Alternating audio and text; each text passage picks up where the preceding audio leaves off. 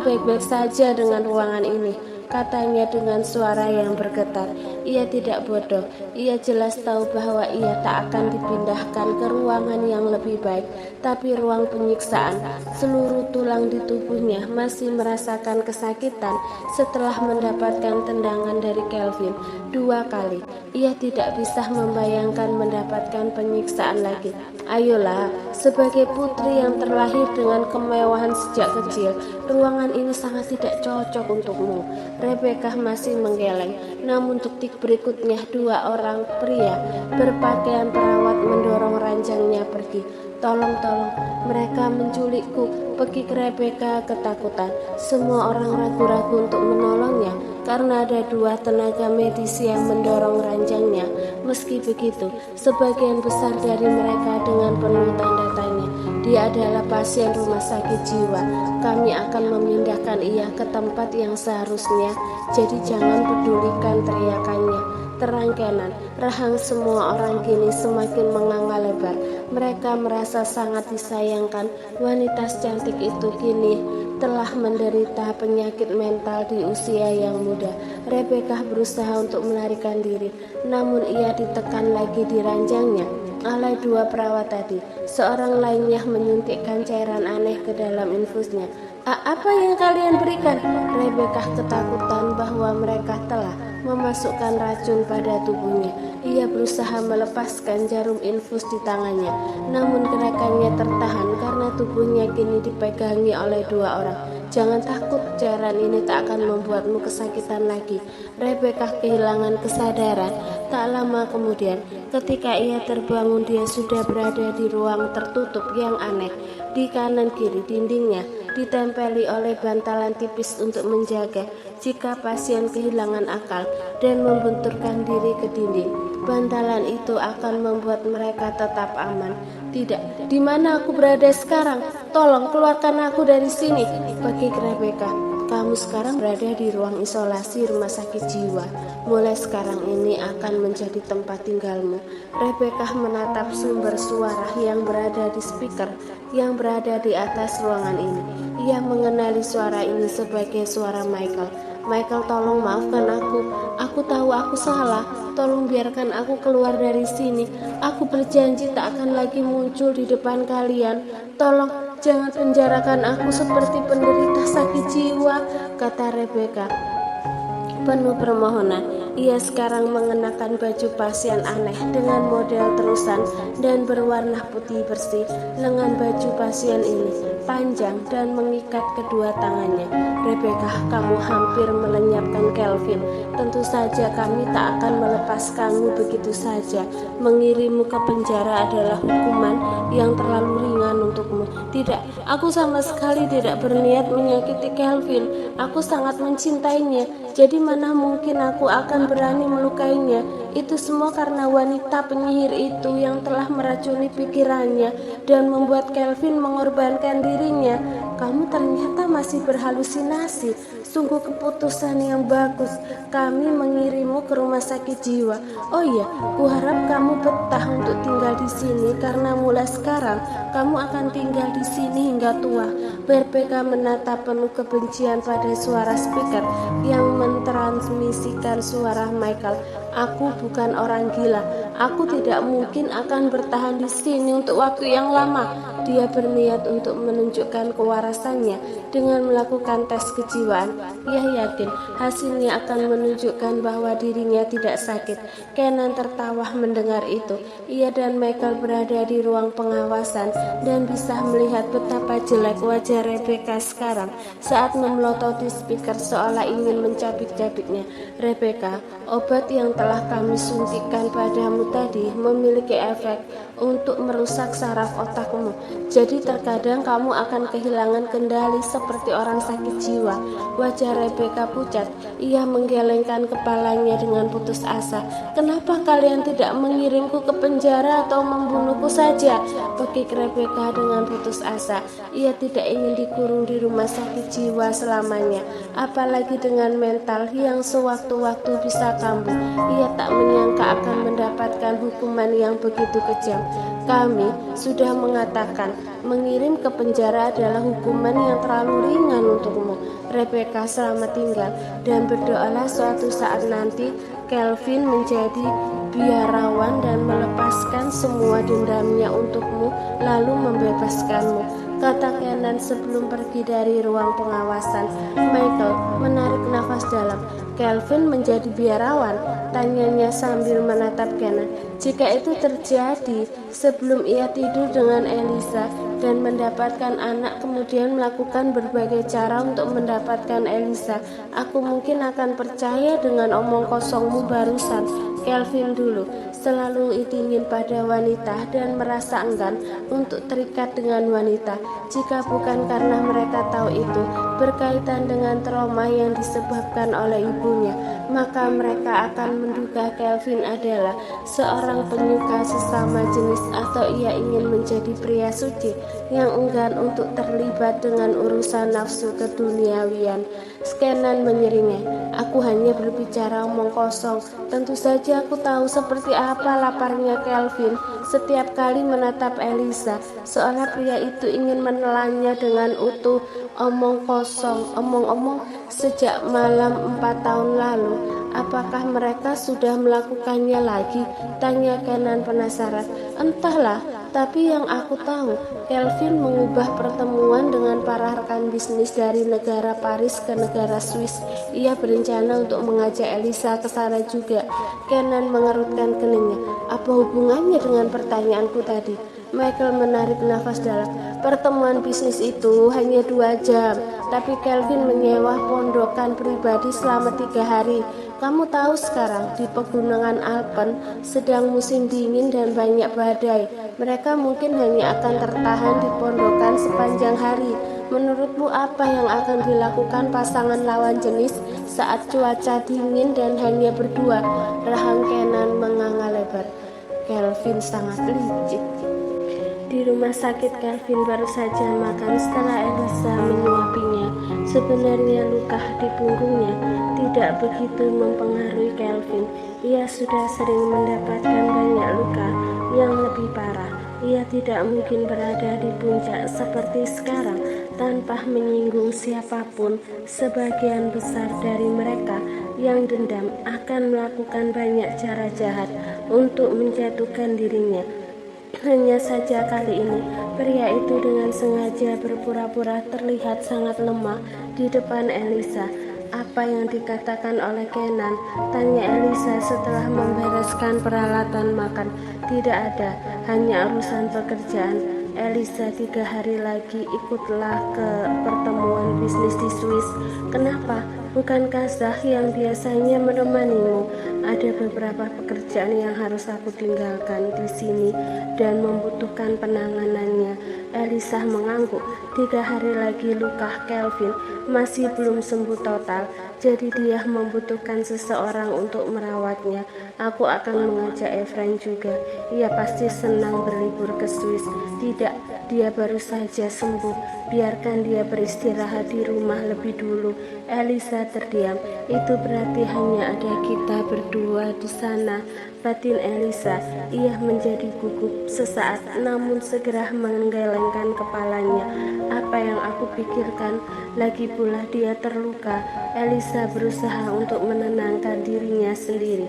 Meski yang sebenarnya terjadi, ia seperti menipu dirinya sendiri menggunakan alasan itu.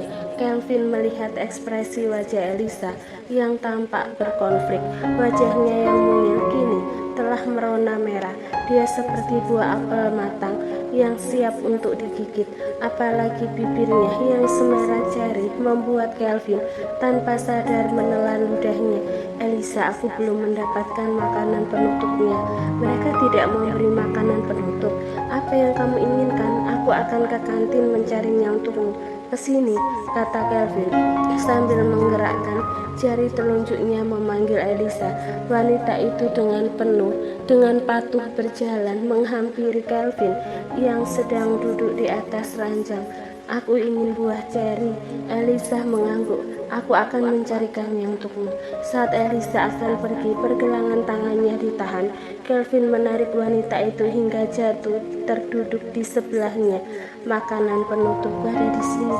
Kamu menggunakan lipstik dengan rasa ceri lagi, bukan? Setelah berbagai yang tak terhitung jumlahnya, Kelvin mulai hafal rasa apa dari lipstik yang dikenakan oleh Elisa. Ia adalah pembelajar yang cepat dan memiliki ingatan yang baik. Bisakah kamu kali ini bukan di pipi, tapi di sini, pinta Kelvin. Selama ini selalu ia yang memaksakan pada Elisa. Jika wanita ini mau menciumnya lebih dulu, maka dia akan merasa bahwa luka yang ia alami sekarang sepadan. Elisa tidak bisa menjawab, namun dia sangat gugup. Ia menarik nafas dalam dan memantapkan dirinya, lalu mendarabkan sesuatu pada Kelvin. Pria itu muram. Ia merasa tidak cukup. Rasanya seperti ia singa lapar yang hanya disuguhi daging segar di moncong mulutnya, namun ditarik lagi. Hal itu memancing naluri predator dalam dirinya. Jadi dia segera meletakkan satu telapak tangannya di belakang kepala Elisa dan dengan keras seperti ia memakan daging segar. Elisa kewalahan. Ini bukan tapi penjarahan. Dia sedikit memberontak karena hampir kehabisan nafas, namun dorongannya telah merobek luka Kelvin. Pergi Kelvin, maaf aku tidak sengaja. Apakah lukanya terbuka lagi? Kelvin melihat bibir bengkak dan kemerahan wanita di depannya. Ia menyadari bahwa baru saja ia sedikit berlebihan. Tidak apa-apa, jangan khawatir. Aku baik-baik saja, bahkan cukup kuat untuk tahap selanjutnya. Bibir Elisa mengerucut dan menatap Kelvin kesal.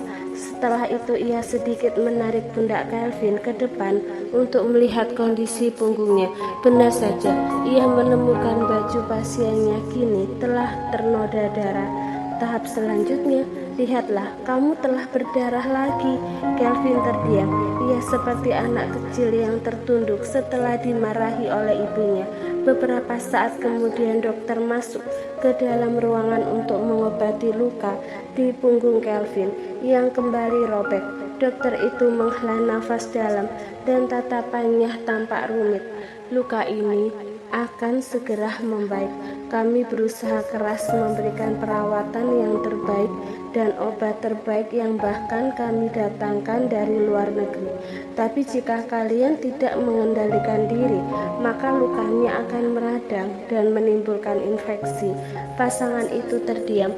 Wajah Kelvin masih tetap acuh, sementara Elisa tertunduk malu. Bibirnya yang bengkak dan merah sebenarnya sudah cukup untuk membuat orang salah paham pada apa yang mereka baru saja lakukan. Apalagi luka Kelvin yang semula telah dijahit dengan baik kembali berdarah. Sebagai orang yang berpengalaman, dokter itu tahu bahwa luka ini tak akan robek begitu saja jika pasiennya tidak melakukan gerakan fisik yang keterlaluan.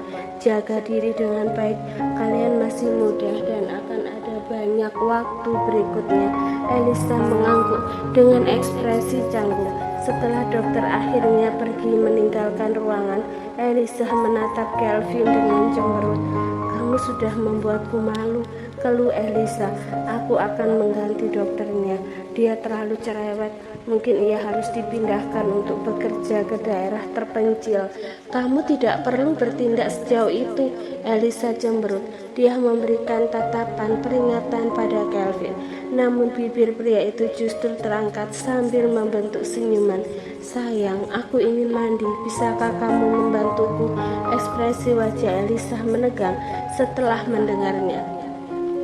Pria ini tak hentinya memberinya tekanan mental hari ini.